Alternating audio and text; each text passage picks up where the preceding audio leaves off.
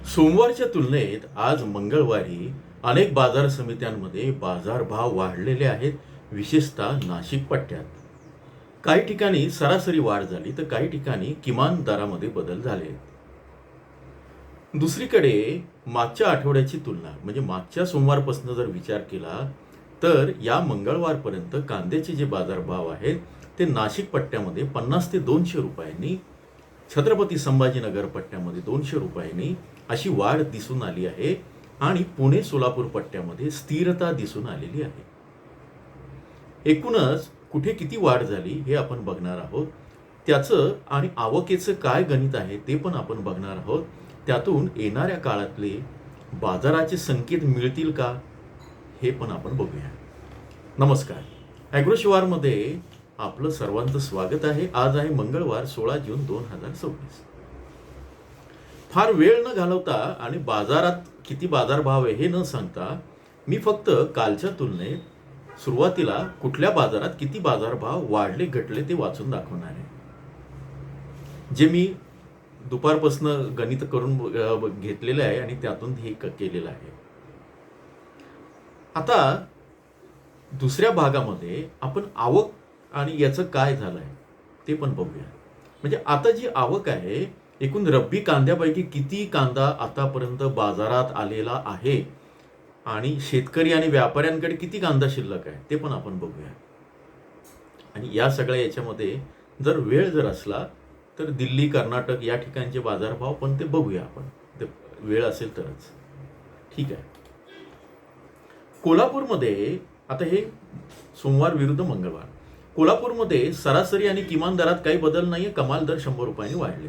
अकोला, बुलढाणा या ठिकाणी किमान दर वाढले, कमाल दर आणि सरासरी दर घटले. किती रुपयांनी? तर 100 रुपयांनी. छत्रपती संभाजीनगरला किमान दर 200 रुपयांनी वाढले, कमाल दर मात्र 100 रुपयांनी घटले. एकूण सरासरी 50 रुपयात वाढ आहे. बाजार जे आहे ते सकारात्मक आहे. मुंबईमध्ये किमान दरामध्ये, कमाल दरामध्ये आणि सरासरी दरामध्ये 200 रुपयांची वाढ आहे. इथे पण मार्केट चांगलं आहे. नागपूरला लाल कांदा किंवा उन्हाळी कांदा 400 रुपयांनी वाढलाय किमान दरामध्ये. कमाल दरामध्ये काही बदल नाहीये, सरासरी 100 रुपयांनी वाढलेला आहे. सांगलीमध्ये किमान दरात काहीच बदल नाही, कमाल दर मात्र 200 रुपयांनी घटलेत, सरासरी 200 रुपयांनी घटली आहे. याबद्दल आपण सांगितलेलं होतं. पुण्यामध्ये किमान दरात काही बदल नाहीये, कमाल दरामध्ये 200 रुपयांची वाढ आहे, सरासरी 100 रुपयांची वाढ आहे.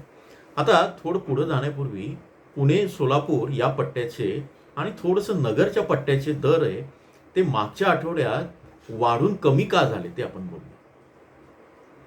साऊथ भागामध्ये किंवा दक्षिण भारतामध्ये पाऊस झाला, जो प्री मान्सून आणि मान्सूनचे पण आगमन झालं होतं, तो केरळच्या उंबरठ्यावर धडकला हे आपण वाचलेलं आहे. तर या पावसाचा परिणाम तिथल्या बाजारामध्ये अचानक जे काय मागणी आहे ती घटली आहे, सेल स्लो झाला. याचा परिणाम आपल्याकडनं विशेषतः पुणे, सोलापूर आणि नगरच्या काही भागातनं त्या भागात जो कांदा जातो त्या कांद्याच्या मागणीवर परिणाम झाला. त्यामुळे पुण्याचे जे बाजारभाव आहेत ते दबावात राहिले, मात्र ते फार घटलेले नाहीत.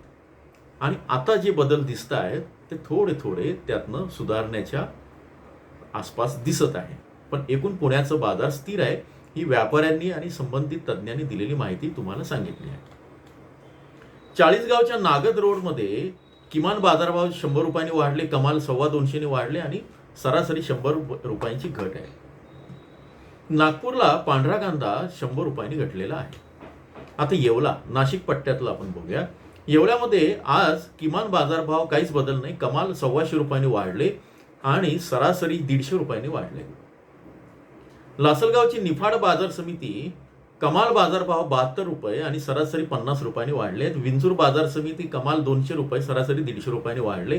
किमान बाजारभावात बदल नाहीत. मालेगावच्या मुंगसे बाजार समितीत काहीच बदल झालेले नाहीत.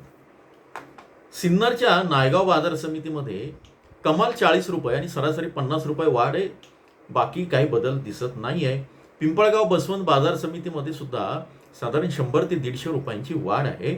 कळवणमध्ये किमान बाजारभाव 50 रुपये, कमाल 150 रुपये असे वाढलेले आहे, सरासरी बदल नाही. मनमाड इथे मात्र किमान बाजारभावात काहीच बदल नाही आहे. सरासरी जे आहे 150 रुपयांनी घटलेले, कमाल बाजारभाव 150 रुपयांनी घटलेले आहे. देवळ्यामध्ये मात्र चांगली वाढ आहे. 150 रुपयांनी सरासरी दर वाढलेत. जास्तीत जास्त दर हे 250 रुपयाच्या आसपास वाढलेले आहेत. किमान दर मात्र 100 रुपयांनी घटले आहेत. माफ करा, वाढलेले आहेत. नागपूरला किमान दरात 25 रुपयांची, कमाल दरात 100 रुपयांची आणि सरासरी 150 रुपयांची वाढ आहे. नागपूरच्या करंजाड बाजारात 100 रुपये किमान दर, 5 रुपये कमाल दर आणि सरासरी 100 रुपये अशी वाढ आहे. एकूणच तेजीचे जे बाजार आहे महाराष्ट्रामध्ये आज, हिंगणा, मुंबई, देवळा, नागपूर, लासलगाव, विंचूर, पिंपळगाव, बसवंत आणि येवला, अंदरसूर हे तेजीचे बाजार आहे. थोडीशी जी मंदी किंवा स्थिर राहिले त्याच्यामध्ये काय, पुणेचा पिंपरी बाजार, पुणे बाजार गुलटेकडी नव्हे, वडूज, सातारा, मनमाड, नाशिकचा आणि अकोला, सातारा, सांगली, नागपूरचा पांढरा कांदा इथं हे थोडेसे कमी आहे. नाशिक पट्ट्यामध्ये उन्हाळी कांद्याची एकूण आहे ती तेजी आहे. आता आवकेचं गणित सांगूया. आवकेचं जे काही अभ्यास झालेला आहे, ICR आहे आणि या तज्ज्ञांनी मागे पण आपण सांगितलेलं आहे, त्यानुसार साधारण जूनपर्यंत जो कांदा येतो तो रब्बीचा जो कांदा बाजारात येतो त्या कांद्याच्या 55 ते 60% कांदा जूनपर्यंत येतो. आणि आता जुलैपासून तर सप्टेंबरपर्यंत 20% आणि ऑक्टोबर, नोव्हेंबर, डिसेंबरपर्यंत साधारणपणे तो 20% कांदा असा उन्हाळी कांदा बाजारात येत असतो. हे कांद्याच्या आवकेचं जे काही आहे ते वर्तन आहे की या पद्धतीने त्याचा ट्रेंड असतो दरवर्षी. यामध्ये 5-10% इकडे तिकडे होतो. थोडक्यात जूनचा दुसरा आठवडा आहे, जून संपायचा आहे आणि जुलैपर्यंत जो कांदा येतोय तो किती येतोय, 60%. म्हणजे थोडक्यात आता 50 ते 55% रब्बी कांदा बाजारात येऊन गेलेला आहे किंवा यातला काही कांदा आता व्यापाऱ्यांकडे आहे. तुमच्याकडचा कांदा 50% गेलेला आहे. शेतकरी किंवा आणखी व्यापारी असतील, दोघांकडे मिळून आता 45% कांदा शिल्लक असणार आहे. तर यावरनं कांद्याचे बाजारभाव कसे राहतील ते त्याचा तुम्हाला अंदाज येईल. ॲग्रोशिवारचं जे काही आपण मॉडेल डेव्हलप केलं आहे त्यानुसार आपण दर आठवड्याला सरासरी बाजारभाव जिल्ह्याचे सांगत असतो आणि त्याचा अनेकांना फायदाही होतो. तशा कमेंट तुम्ही बघू शकता. ते बघायचं असेल, जे अभ्यासू प्रयोगशील शेतकरी ज्यांना वाटतं की आपल्यामध्ये काही बदल व्हावे ते हे व्हिडिओ बघत असतात आणि ही प्रीमियम माहिती तुम्हाला जॉईनच्या बटनावर क्लिक करून बघायला मिळेल. रविवारपर्यंतचे कांद्याचे बाजारभाव कसे राहतील, कांदा विक्री करायची की नाही या संदर्भातले याच आठवड्यात सलग 2-3 व्हिडिओ आहेत. रविवारचा आहे, कालच्या व्हिडिओत थोडंसं सांगितलं, त्याच्या आधी पण आहे, ते पण तुम्ही बघा. त्यामुळे त्या संदर्भात आज काही मी सल्ला देणार नाही. एकूणच हे सगळं समजून का घ्यायचं, ही आकडेवारी आणि हे सगळं जरा बोजड वाटतं, पण पुढचा निर्णय घेणं आणि पुढच्या संदर्भात सगळी माहिती मिळवणं आणि विक्रीचा किंवा लागवडीच्या गोष्टी ठरवणं हे सगळं याच्यावर अवलंबून असतं.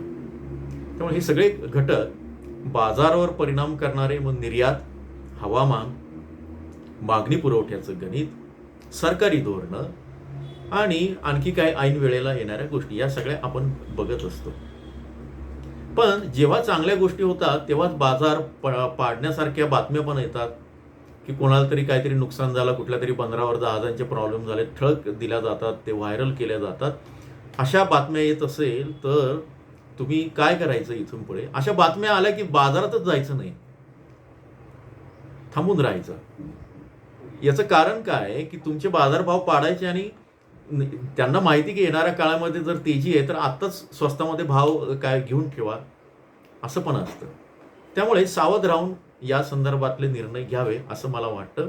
या संदर्भात सकाळपासनं आपण जे बाजारभाव आणि त्याची माहिती देत असतो व्हॉट्सअप ग्रुपला, इथं पहिल्या कमेंटमध्ये त्याची लिंक आहे, तिथं तुम्ही जोडून राहा.